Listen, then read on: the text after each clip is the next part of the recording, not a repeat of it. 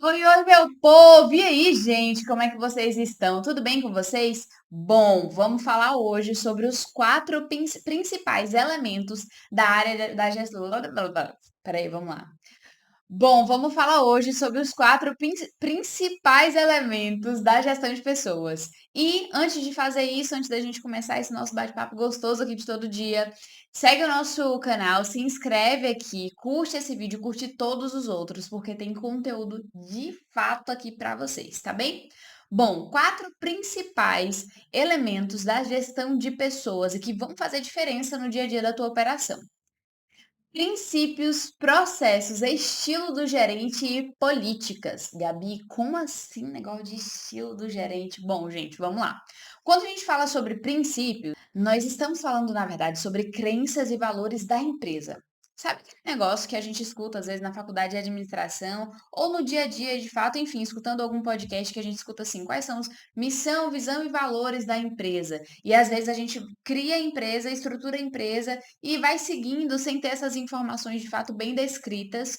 Ou te digo mais, a gente até tinha no início lá da operação da empresa quando a empresa surgiu, mas já tem tanto tempo que a empresa está no mercado e a gente não fez uma reciclagem dessas informações. Isso é de fato muito, muito importante para o que a gente tem de cultura organizacional. Então, sim, quando a gente fala aí de crenças e valores, a gente está correlacionando isso aos princípios da empresa. E é muito importante que você tenha isso de forma clarificada e não apenas na sua cabeça de dono, de empresário, de gerente. Ah, eu estou sentindo que os princípios daqui da empresa.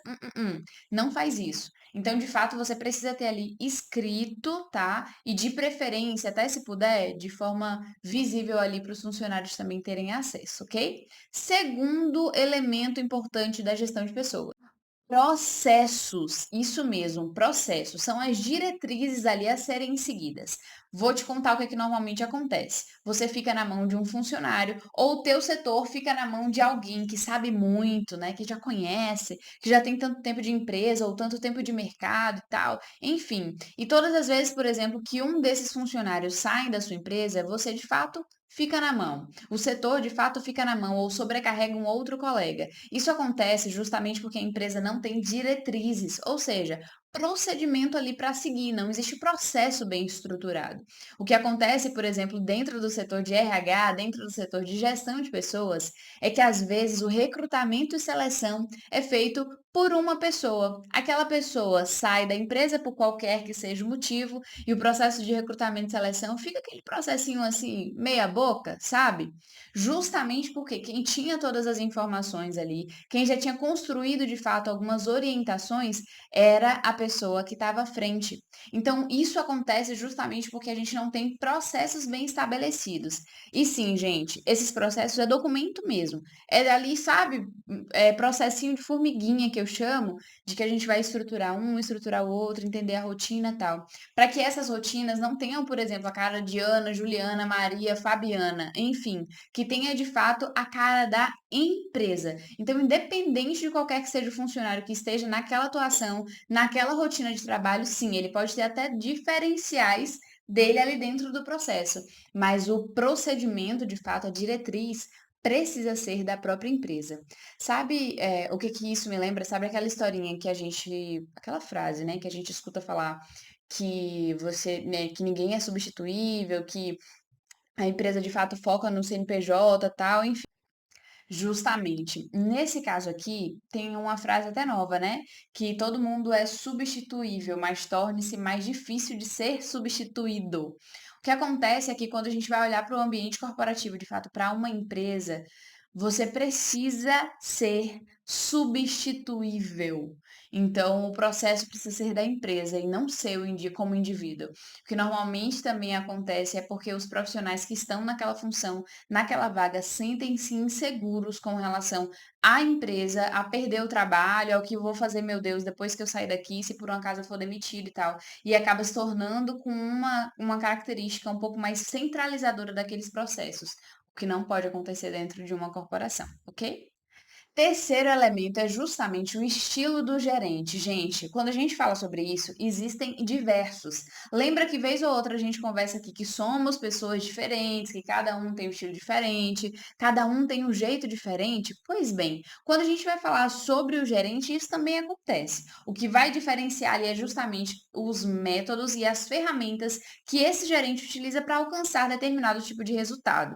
Tem um vídeo aqui nesse canal que a gente fala sobre liderança, sobre os formatos de liderança, a possibilidade ali, né, de características de liderança. Esse vídeo te ajuda a você identificar, inclusive a você melhorar alguns processos caso você queira mudar o seu estilo de liderança, por exemplo. Sim, esse tópico é um dos elementos da parte de gestão de pessoas. Principalmente quando a gente vai olhar, por exemplo, para uma forma estrutural e hierárquica dentro de uma organização, existe o formato de liderança da diretoria, existe o formato de liderança ali dos gerentes, existe o formato de liderança no que a gente chama de microliderança, sabe? Dentro da rotina e tal. Isso precisa convergir de fato para os resultados e para os princípios da empresa, da organização. Ok? E aqui a gente vai para o último tópico, quando a gente fala de elemento de gestão de pessoas, o quarto, que são justamente as políticas. O que acontece? As políticas são justamente o modelo de comportamento e relacionamento. Entende que a gente falou sobre diretrizes, processos com relação à gerência, ao gerenciamento ali de modo geral, mas agora a gente vai falar sobre comportamento e relacionamento?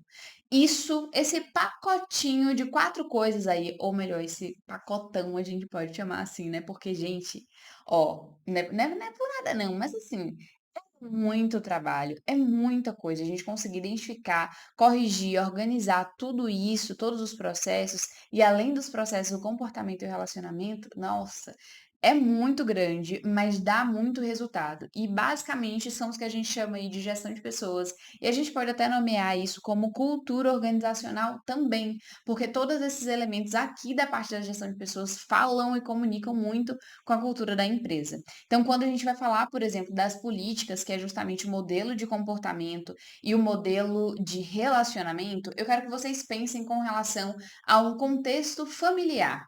A gente sempre fala, né, com relação aos filhos, por exemplo. Faz o que eu falo, mas não faz o que eu faço, não é assim?